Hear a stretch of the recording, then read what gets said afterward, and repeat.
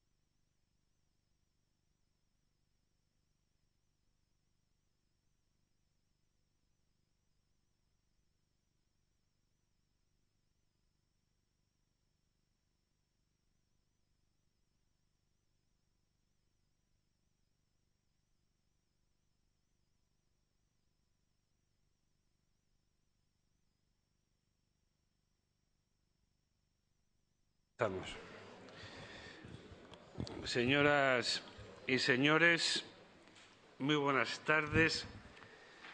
Me corresponde a mí, como presidente del CES, darles la bienvenida a esta casa, y les aseguro que es un placer personal e institucional. En primer lugar, porque es dar la bienvenida a los sindicatos que son pilares esenciales de esta institución. Y en este caso, además, con la compañía de CEPES y CECO. Y porque el tema, objeto de reflexión esta tarde, es un asunto del que nos venimos ocupando hace muchísimo tiempo en el CES, con apartado específico en nuestra memoria sobre política energética, sostenibilidad y medio ambiente. Y bueno, hace casi menos de un mes acabamos de promover y publicar una investigación sobre política energética en el ámbito de la Unión Europea, obviamente, y su repercusión respecto a España. Hoy existe otra característica que necesariamente hay que subrayar, que es esta combinación que se produce entre comisiones, Unión General de Trabajadores y Jeremy Rifkin. Porque es verdad, y todos lo sabemos, que la coexistencia entre lo que podríamos llamar sostenibilidad y sindicatos muchas veces no ha sido una coexistencia pacífica y ha sido un binomio complejo muy a menudo. Y ahora nos damos cuenta que comisiones y UGT promueven un debate sobre la energía del futuro y el empleo. Y eso lo que viene a representar o a explicarnos es el tránsito dado por el sindicato desde la defensa de los trabajadores en el centro de trabajo a la defensa estratégica nacional de una economía sostenible,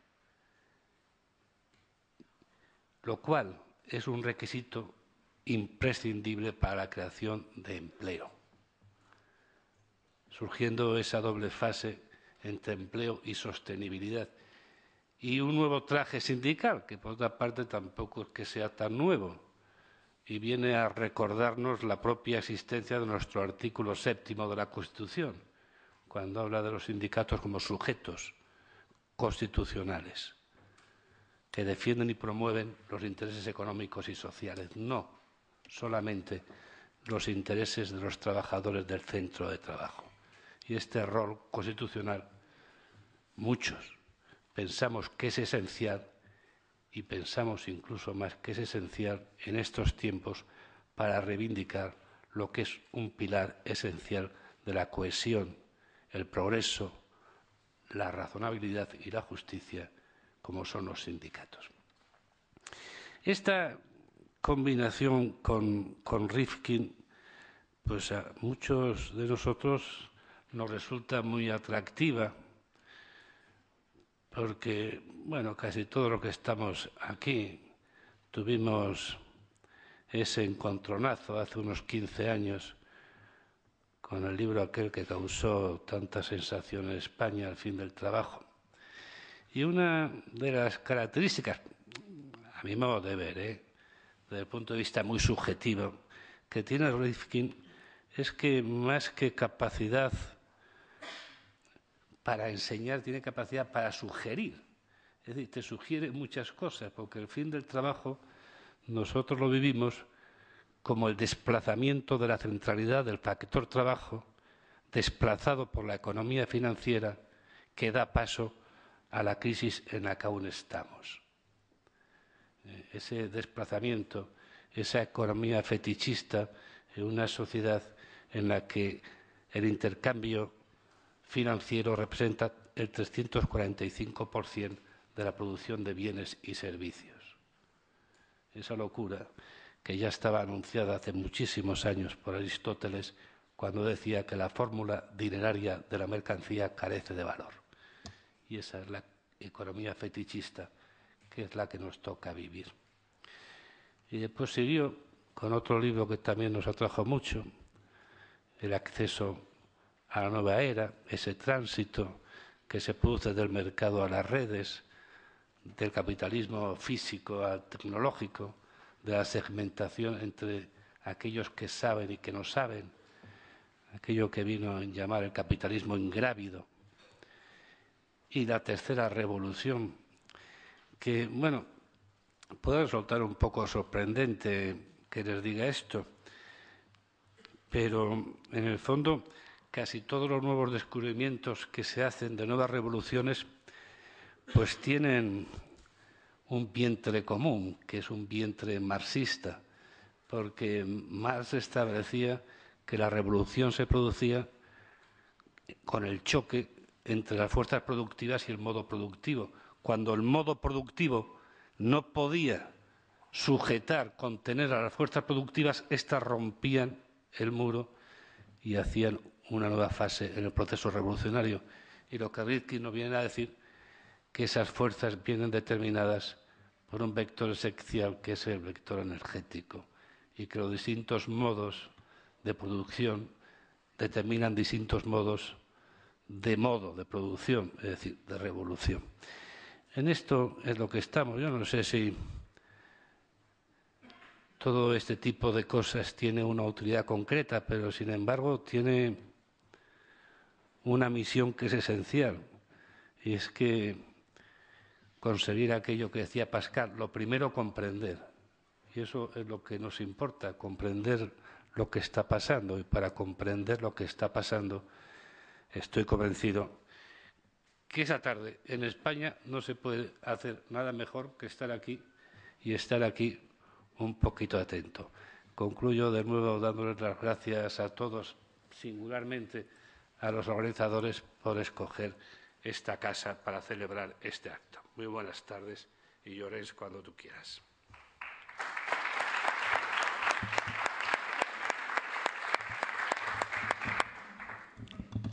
Bien. Muchas gracias, presidente. Muchas gracias en nombre de los organizadores por las facilidades dadas, por el trabajo de las personas del Consejo Económico y Social que nos han dado apoyo. Mi idea era hacer una presentación de las intenciones de los organizadores lo más breve posible para recuperar el horario, pero también tengo que mantener el uso de la palabra hasta que Jeremy esté disponible para dirigirse a nosotros. Entonces, os voy a empezar contando, si me permitéis el tuteo asambleario, que esta jornada nace de una casualidad, de un encuentro con Jeremy Rifkin, que se ofreció, además hay que agradecérselo de forma desinteresada, a venir a exponer su visión España de la mano de las organizaciones sindicales. Y a las organizaciones sindicales convocantes nos pareció una gran oportunidad para la reflexión y además eso ha dado pie a que compartamos con otras organizaciones pues una declaración que espero estemos en condiciones de repartir al final de la jornada. Por tanto, iremos trenzando pues estas dos vertientes del acto de hoy, que es un acto cuasi académico por la comunicación de Jeremy, y también un acto que pretende tener un cierto impacto en el debate social, en el debate energético en nuestro país. Esta declaración la empezamos suscribiendo los sindicatos organizadores, una organización ecologista como es Greenpeace, una organización de consumidores como es CECU, una organización de la economía social como es CEPES, una organización que trabaja para el desarrollo y la promoción de las energías renovables, como es la Fundación de Energías Renovables, y una patronal de la pequeña y mediana empresa, como es PIMEC. Una galaxia de agentes con intereses muy diversos que coincidimos en algunas cuestiones que sobre todo son de visión a largo plazo, que intentaré describir. Seguro que es posible que otras organizaciones compartan esta visión, y seguro que conseguiremos que eso sea así, y la limitación que hoy exponemos no ha sido más que cuestión de las prisas, el tiempo, y sabéis lo complicado que es conseguir aunar pues, puntos de vista tan diversos, y estos nos parecían los imprescindibles para que este acto pues, tuviera un recorrido que fuera más allá del día de hoy. Pero evidentemente esa declaración existe porque lo que seguro compartimos estas organizaciones y muchas más es que en nuestro país se produce hoy una encrucijada en lo que sería el debate energético y creemos que este debe darse con la participación de agentes muy diversos, cada cual en su papel y con sus espacios propios de negociación y acuerdo, pero donde todas las voces son importantes para llegar, si es posible, a una visión a largo plazo de futuro para el conjunto de nuestro país y que dé coherencia a las medidas que seguro pues deben tomarse desde los distintos poderes públicos y también desde el poder legislativo. Todo el mundo, cuando empieza a hablar de política energética, coincide en la importancia de determinados objetivos, que si la garantía de suministro, que si la importancia del precio, que el acceso a la energía sea asequible, por supuesto de la sostenibilidad ambiental, de los mecanismos de que nos dotemos para generar esa energía.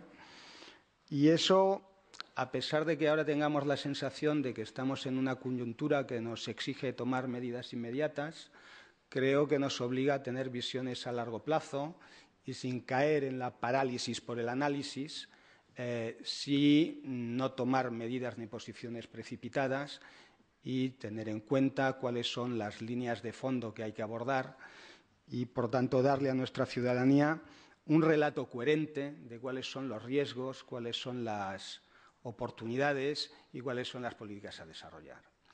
Porque sin ese relato coherente, por acertadas que puedan ser determinadas medidas que se tomen, nuestra ciudadanía no las entiende. Y no entiende tampoco determinadas medidas si decimos que son muy imprescindibles, pero al mismo tiempo les ponemos fecha de caducidad.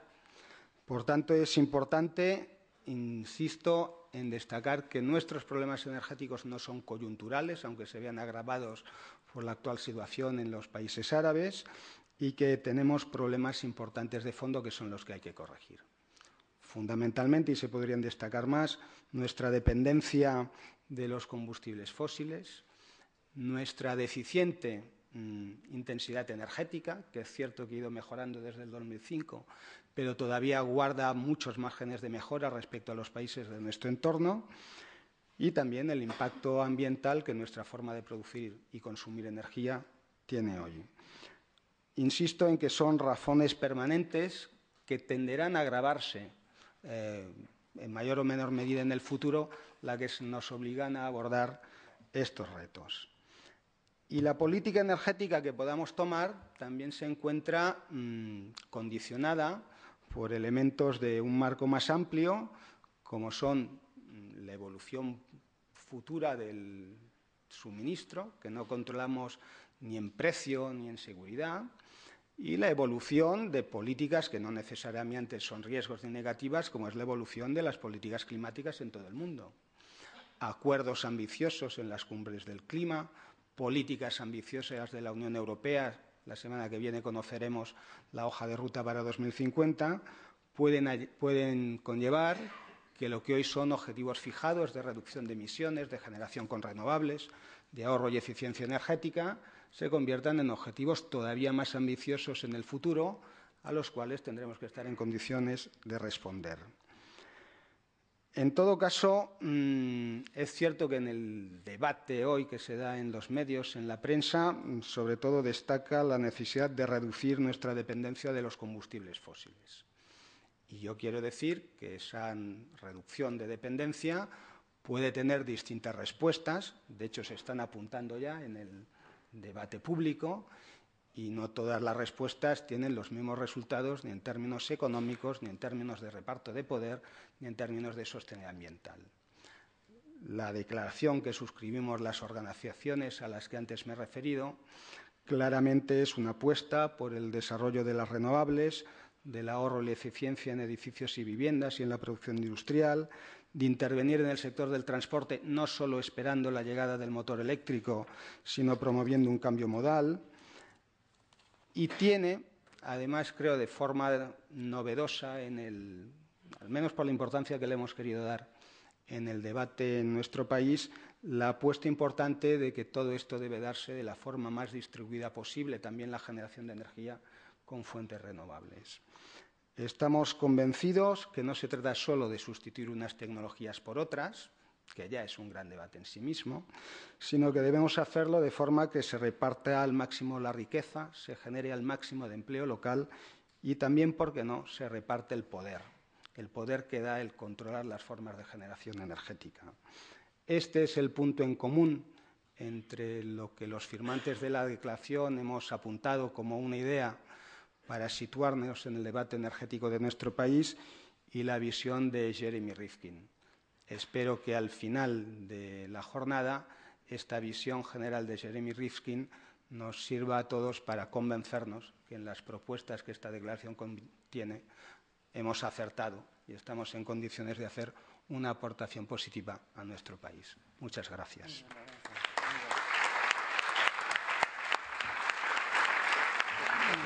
Muchas gracias. Josefina, ten mucho cuidado con los sindicalistas, Y una confianza, Yo dura. Dura, sí.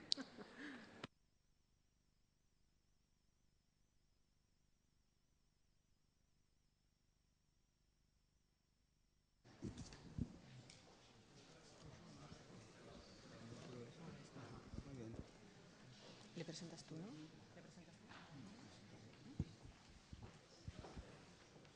Rasa, should I start?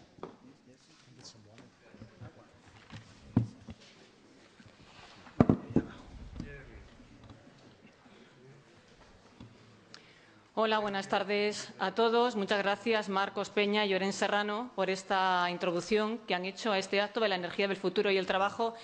Y ahora pues va a tener lugar la esperada conferencia que nos va a dar Jeremy Rifkin, profesor de la Escuela Barton de Finanzas y Comercio y presidente de la Foundation on Economic Trends.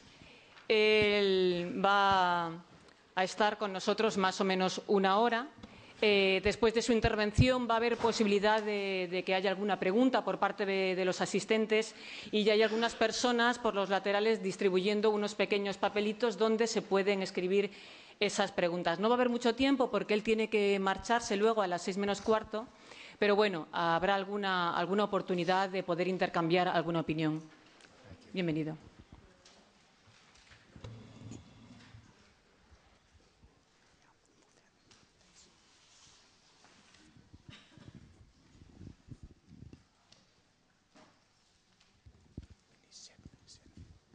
Good afternoon, everybody. It's very nice to be here with you today. Beautiful weather. I'm especially pleased to be here at, I think, an important moment. I hope today is the beginning of an important moment for Spanish history.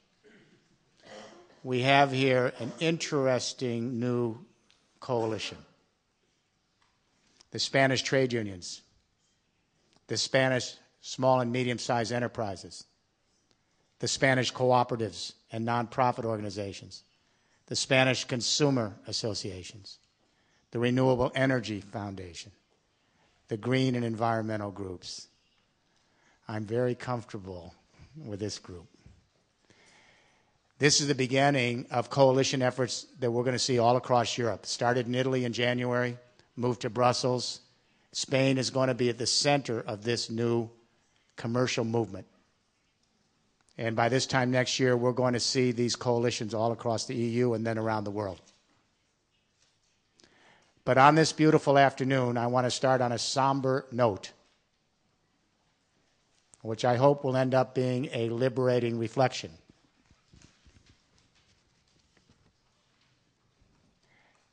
Our species is in real trouble. It's hard to know how to discuss it without sounding melodramatic and over the edge. We human beings depend on one basic economy, and it's called photosynthesis. I teach at the Wharton School. It's the oldest business school in the world, and I teach CEOs. And they have to suffer through my classes. And I say to them, understand the primary economy is photosynthesis. Now, we human beings, we're the youngest species on this planet. We're the babies. We've only been here 175,000 years, anatomically modern humans. We only comprise 0.5% of the whole biomass of the world, only 0.5%. We're now using 31% of all the photosynthesis of the earth. We're monsters. This is not sustainable. There is no reason to believe we will continue to exist as a species. We're overrunning our habitat called the biosphere. It's really as simple as that. So I believe there are two events in the last 2.5 years which signal the end game for the great industrial revolutions based on fossil fuels. The first event, July 2008, you remember, oil hit $147 a barrel on world markets. That was a crucial turning point for modernity. This whole civilization is based on fossil fuels. We grow our food and petrochemical fertilizers and pesticides. Almost all of our pharmaceutical products are still fossil fuel based. All of the construction materials, from plastic to cement, are made from fossil fuels. Our fiber is fossil fuels. Our power, our transport, our heat, our light, the whole infrastructure of this civilization is built off the carbon deposits of the Jurassic Age. I try to think, if we do survive, what our species will think of us 50,000 years from now when they look back at this moment. Everything will be gone in terms of the architecture, the historical record. The only record they will have that we were ever here, they're going to see our carbon footprint and our methane footprint and our nitrous oxide footprint in the geological record. And they're going to say, way back then, they were the oil people. We had the Bronze Age. We had the Iron Age. These people lived off the carbon deposits of the Jurassic Age. They built a great civilization, and dangerous and almost meant extinction of life on the earth. When oil goes over $80 to $85 a barrel, something interesting happens. The price goes up for everything across the supply chain because everything's made by fossil fuels, moved by fossil fuels, processed by fossil fuels. When oil hits $100 a barrel, the speculators come in to move the process along, but they're dealing with a real economy. At 125 barrel in 2008, we had food riots in 22 countries. we almost had a cataclysm because the price of wheat and rice and barley were doubling and tripling. And 40% of the human race makes under $2 a day. You double and triple those food prices, and we had 1 billion people in harm's way, close to starvation, according to the UN FAO. In fact, I was called here to Spain by President Zapatero with 3 or 4 other people around the world to ask, what do we do about this? This was a dangerous moment. At 147 a barrel, the prices were so high for everything we buy, from food, electricity, gasoline. Purchasing power plummeted all over the world. The entire economic engine of the Industrial Revolution shut down at 147 a barrel, July 2008. That was the economic earthquake. The collapse of the financial market 60 days later was the aftershock. Our leaders are still dealing with the aftershock. They're not dealing with the earthquake. Because to deal with the earthquake, we'd have to ask, is this the end game? Do we have to rethink civilization immediately? The reason this has happened, this is called, I call this peak globalization, 147 a barrel. This is the outer limits we now know of how far we can globalize. It's about 150 a barrel. And the reason this is an end game, peak globalization, is because of peak oil per capita. And do not confuse this with peak oil production. They're related. Global peak oil production is a geological term. It's when half the oil reserves, known oil reserves, are used up on the classic Cubic bell curve. That's the top of the curve. When half the oil is used up, it's over. You can't afford the other half. Now, there's been some controversy over the last 20 years about peak global oil. Now that controversy may have put to rest. The International Energy Agency was saying 10 years ago, 3% growth rate in consumption, peak oil 2035. The optimist. But in the last 10 years, some of the great geologists in the world, with new computer studies, better simulations, better oil and gas reserve numbers, factoring in dramatic new oil discoveries we don't even know about, and 90% efficiency in getting the remaining oil and gas out, and they say peak 2010, 2020. Maybe we've already peaked, they said. Well, the IEA may have put this to rest in December. The International Energy Agency put out its energy report in December for the world, and in a little paragraph it said, we may have peaked on crude oil in 2006 at 70 million barrels per day. Crude oil. We could maybe plateau for the next 20 years down to 69 million barrels a day, but we'd have to spend $8 trillion to open up old fields and find new ones. But the reason we hit peak globalization at 147 a barrel is peak oil per person. That occurred in 1979. No controversy. All the studies have confirmed. BP did the original study. If we were to distribute all the oil reserves we knew we had at that time to everyone alive on the planet then, shared them equally, that's the most each person could have of the oil. We found more oil since then, but population rose quicker. So if we were to distribute all the oil reserves we now know we have to 6.8 billion people, there's simply less to go around. So I think you know where I'm going here. When China and India made a bid at 10% growth rate to bring 1/3 of the human race into this second industrial revolution, the aggregate output, the demand was so great that it pushed the prices up. And at 150 a barrel, down, shut.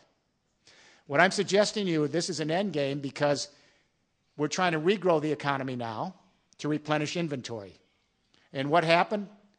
As soon as we tried to regrow the economy at the same rate we were doing before July 2008, oil went up to 90 a barrel. This was before Egypt. This was in January, the day before Egypt. We were at 94 a barrel. Once you go over 85, the prices go up. Every time we try to regrow the economy at the same rate we were growing before July 2008, prices will go up. We shut it down at 150 a barrel. It's an end game. The Middle East now creates even more volatility because the young people have had it against these autocratic oil regimes, and they're on the streets. This is the long, protracted end game. We'll grow, collapse, And each one will be shorter interval. This was only 2 years. December 2009, the second event, Copenhagen. 192 world leaders come together to address the entropy bill for the industrial age, the spent CO2. This is not a metaphor. If you're an engineer here, you know you cannot escape the second law of thermodynamics. We're paying the entropy bill. And that is, entropy is the spent energy, in this case CO2. 200 years of industrial-based fossil fuels, we've put so much CO2 into that atmosphere and methane and nitrous oxide, we simply can't get the sun's heat back off the planet. So our scientists tell us that the UN Intergovernmental Panel on Climate Change in 2007, their report says, we may see a 3 degrees Celsius rise in temperature in this century. It could go much higher. That's a middle scenario. But if it only goes up 3 degrees, that takes us back to the temperature on Earth 3 million years ago in this century. That was a completely different world. If we go 2 to 3 degrees, which is looking completely optimistic that we can even do that, our scientists in the UN panel report estimate we will lose between 24% and 70% of all the species of life on this little planet, maybe by the end of the century. That's a wipeout. We need to be clear about these statistics. There have been 5 biological extinction events in the last 450 million years on this planet. 5 wipeouts. Every time we had mass extinction of life, it took 10 million years to recover the biodiversity that was lost. As my wife says, we're not grasping the enormity of this moment. And it's all about the feedback loops. That's what's terrifying us. I'll give you one other example. I advised the EU. We went to Copenhagen. We hope to get the world to agree to 450 parts carbon per million by 2050, and maybe we'd only go up 2 degrees. Now remember, we've never even seen 300 parts carbon per million in the last 680,000 years, way before we were here. Then James Hansen, the chief climatologist of the United States government, said to us in Brussels, you've got your numbers wrong. If you try to mitigate at 450 parts carbon per million by 2050, you don't go up 2 degrees. The geological record says you go up 6, I want every parent to hear this, we go up 6 degrees Celsius in this century, and this is a paraphrase from the chief climatologist of the United States government, James Hansen, the end of human civilization as we've come to know it.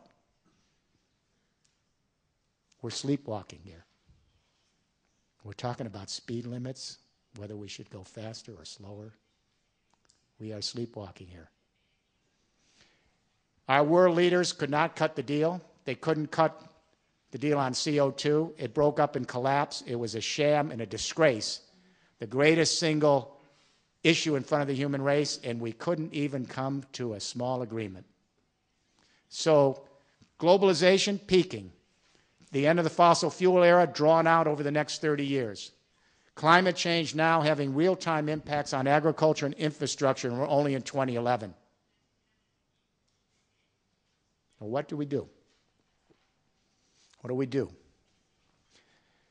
We need a new economic vision, and we need a new economic game plan for the world that's practical, that can be introduced quickly, that's systemic, that can come online as quickly as the developing world as in the developed world, and can get us off carbon in 40 years, 2 generations. So we step back and we ask, how do the great economic revolutions in history occur? How do they occur? That'll give us a map. The great economic revolutions in history occur when 2 things happen. First, when humans change the way they organize energy, and we've had various energy regimes through history. When we create new energy regimes, they make possible more complex living arrangements because they annihilate time, compress space, bring more people together in more complex interrelated activity. When that happens, they require a communication revolution to manage them. When energy revolutions converge with communication revolutions, they change economic history, they change temporal spatial orientation, they change cognition, they actually change consciousness. I'll give you an example. Forager hunters, 95% of our existence, we were foraging and hunting. The energy was the human body, collectively. Every single forager-hunter society created language to manage foraging and hunting and social life. And consciousness changed. Every forager-hunter society we know of in history had mythological consciousness, without exception. That was the way they organized their reality.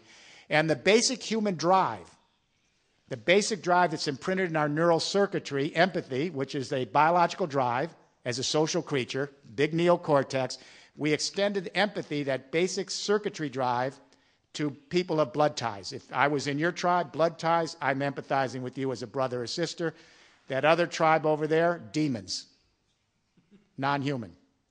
When we went to the great hydraulic civilizations, another convergence of communication energy, changed consciousness, extended empathy. Mesopotamia, Sumerians, they created the first centralized agriculture, big canal irrigation systems. They captured the sun in grains. Barley, wheat, rye captured the sunlight in photosynthesis, and the stored sun in the grain was stored energy. Very complicated. They had to take all these little villages and take all these thousands of men to build the canals. They had to build the dikes. They had to set up the royal granaries, the royal roads, the distribution system, urban life, coinage. It required a communication revolution to manage this new energy, stored grain, and they created cuneiform. Everywhere we see these great hydraulic civilizations, the Middle East, Indus Valley of India, China, on the Yangtze, and Mexico, this is really fascinating. Independently, people figure out writing, independently of each other. And we move from mythological to theological consciousness. All the great religions were formed back then based on the book. The Bible, people of the book. The script, Buddhism. And empathy, the basic drive, which is the invisible hand of solidarity, extended to these new complex units, and people started to empathize by religious ties, not just blood ties. So Jews started to see Jews as brothers and sisters. They're not blood related, but they empathize. Then Christians in first generation Rome started calling each other brothers and sisters. That's weird. They weren't blood related. Then Muslims later. First Industrial Revolution, 19th century, another convergence of communication energy. Steam was introduced, steam technology, into print. All of a sudden, we could mass produce newspapers and print like internet today. Massive communication revolution. We introduced public schools in Europe and America from 1830 to 1880 and created a print literate workforce with the communication skills print to manage coal, steam, and rail.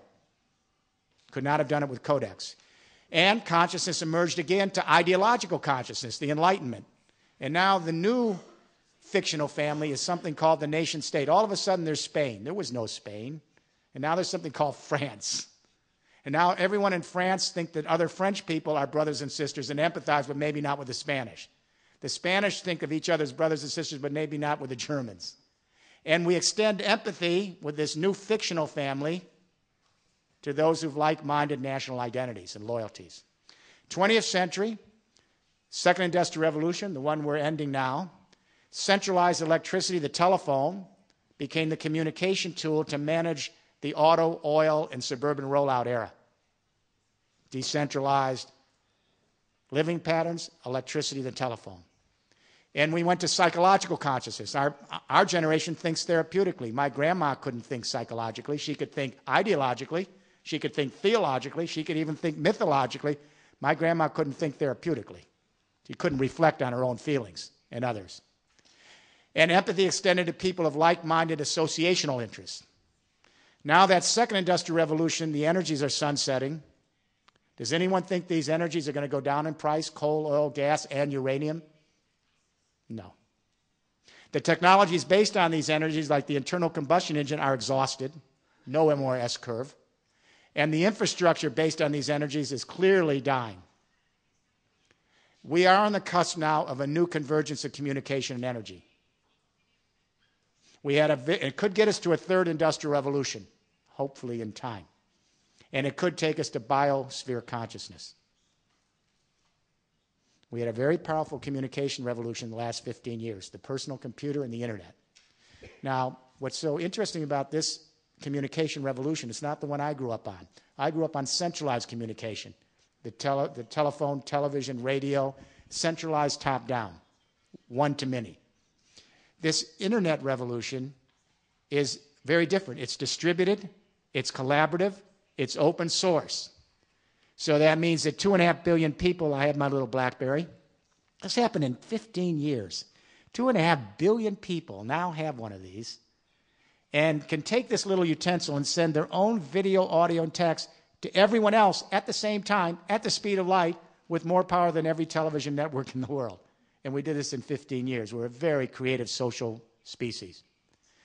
What I want to suggest to you is that this internet revolution, distributed, collaborative revolution, is now merging, converging with a new energy regime, distributed energies.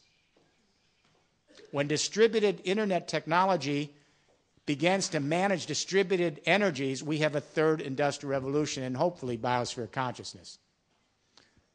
What are distributed energies? Let me compare them to elite energies. Coal, oil, gas, uranium, they're elite. Because when you go home today, the chances are pretty good they're not in your backyard. They're only found in a few places. They require huge military investments, huge geopolitical investments, and massive capital.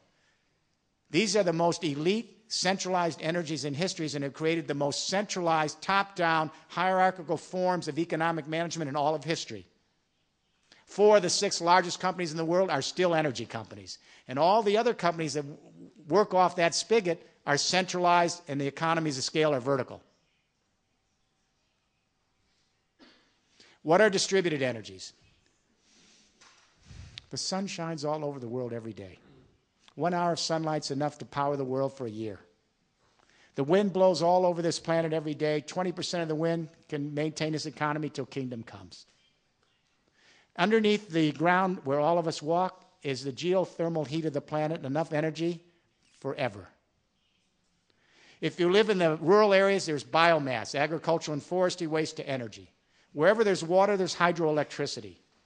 Wherever there's garbage with anaerobic decomposition, we can turn it back to energy. If you live on a coast, which most urban populations do, the tides and waves are coming in every day. These energies are distributed because they're found in some frequency and proportion in every single square inch of the ocean and land mass of this little planet. The European Union's committed itself to a 5-pillar infrastructure for a third industrial revolution. I was privileged to develop this plan for the EU. It was formally endorsed by the European Parliament in 2007 by the 6 titular leaders of the 6 political parties of Europe. It's now being worked out through the various departments and agencies of the European Commission, and now in some of the member states, Germany is leading in all 5 pillars. I advise the Chancellor, she's doing it very quietly, all 5 pillars, way ahead. Spain was moving close into the 2nd spot until 2 years ago. And then everything got put on hold. Pillar 1, the European Union's committed itself to 20% renewable energy by 2020. That's a mandate. Every country has to do that. It's a third of the electricity of Europe. Pillar 2, how do we collect these energies? Now, the first thought was, well, that's easy. We know where the sun is. We'll go to the Mediterranean. We'll go to Spain and Italy and Greece, grab all the sun. Centralize it, put a high voltage line in and ship it to Europe. The Irish have the wind. We'll grab it, put a voltage line underneath the channel and send it to Europe. The Norwegians have the hydro, centralize it, send it to Europe.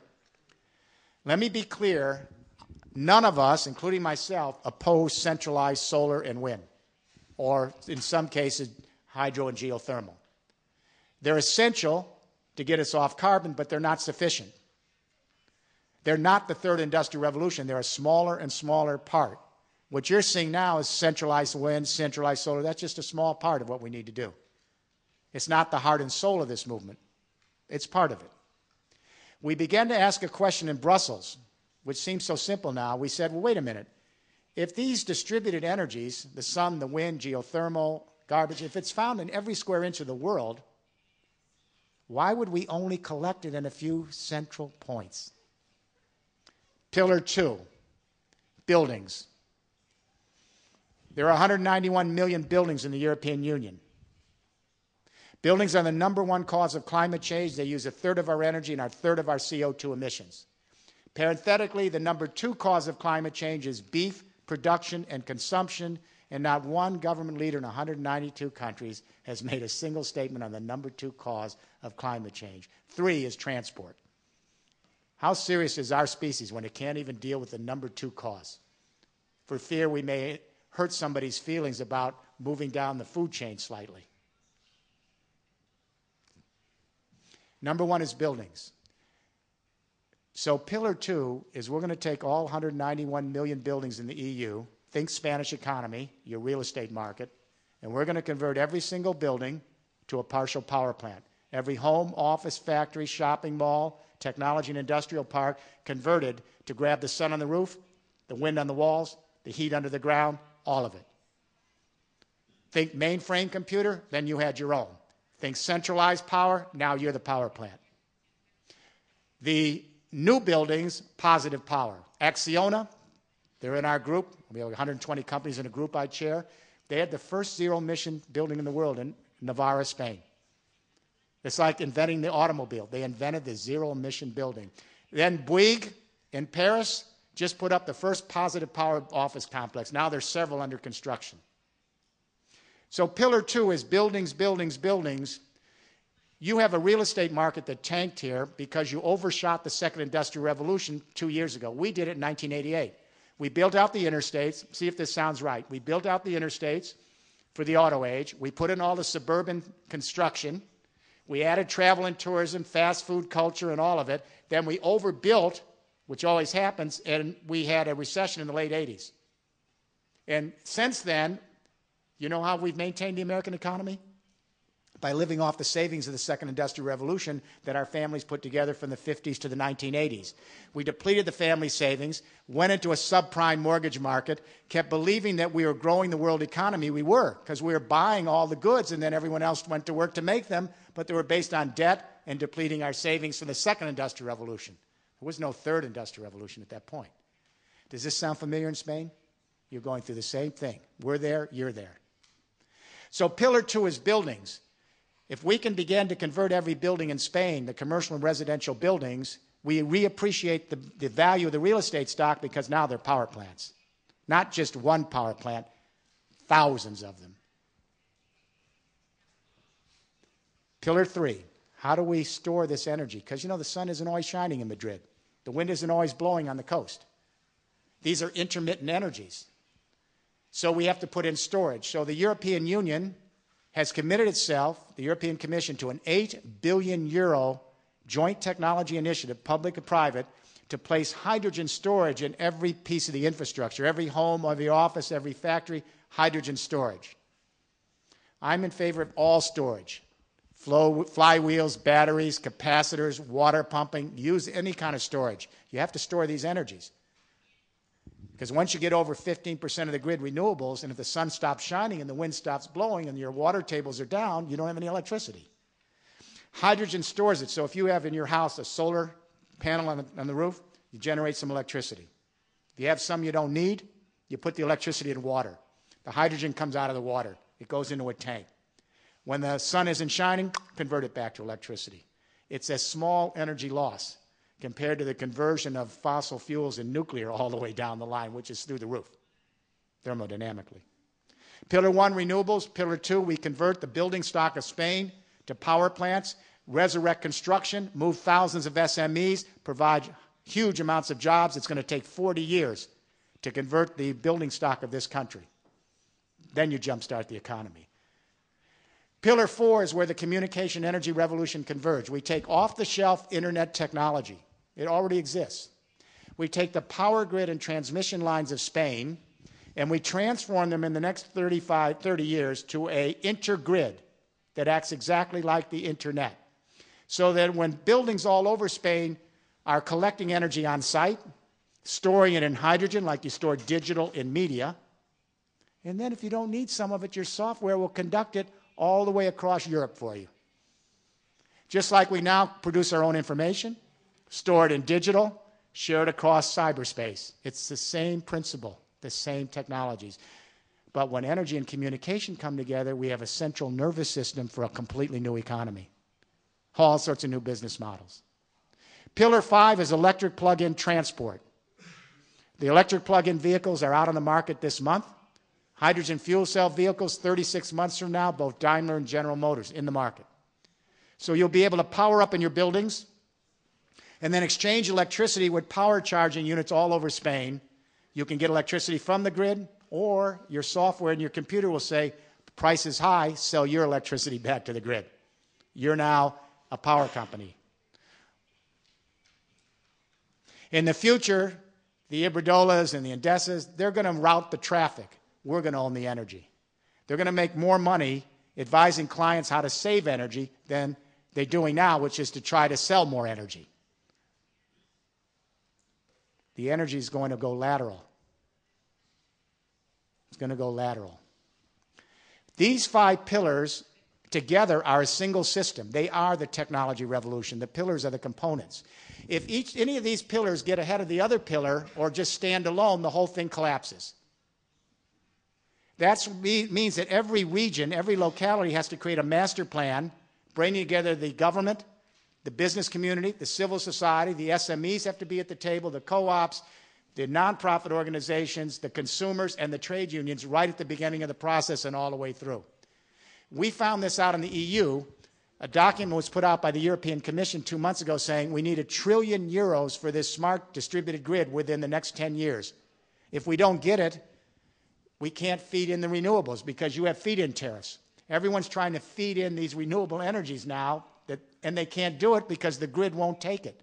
It's servo-mechanical, it's unidirectional, so we're losing all the feed-in tariffs because the grid isn't available to go both ways well. Then we realized some regions are now over 15, 20% renewable. When that happens, you have to have storage in, or you lose 3 out of 4 kilowatts because the wind's blowing at the wrong time, the sun isn't out when you want it. So now we realize we have to put in this hydrogen. Then we realized the feed-in tariffs don't do us any good unless we incentivize the homeowners and SMEs with green mortgages. Otherwise, you get a few companies putting in a couple big centralized solar parks or wind parks. But you're paying the electricity bill for the tariff. You know that. Your bill's gone up. That means that you should be able to get a green mortgage at a discount so you can convert your energy efficiencies and put renewables on your building. So in 7 years, you're living off energy savings for the next 20 and you're selling power back, correct? These tariffs don't do you any good right now because you haven't created the incentives for the green mortgages. I looked across Madrid on the 10th floor of this building today, and I didn't see one solar photovoltaic panel on a single roof. I was amazed. I saw sun everywhere. This is outrageous. You're importing oil.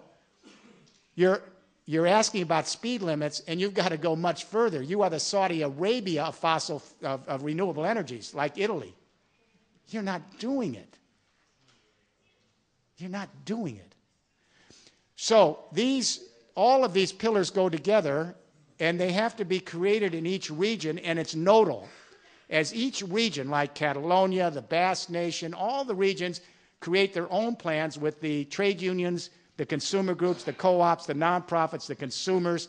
And then as you connect your pillars, you Wi-Fi it in and connect nodally with the next region and the next region and the next region till you reach the edge of the ocean at the Continental Union, the EU.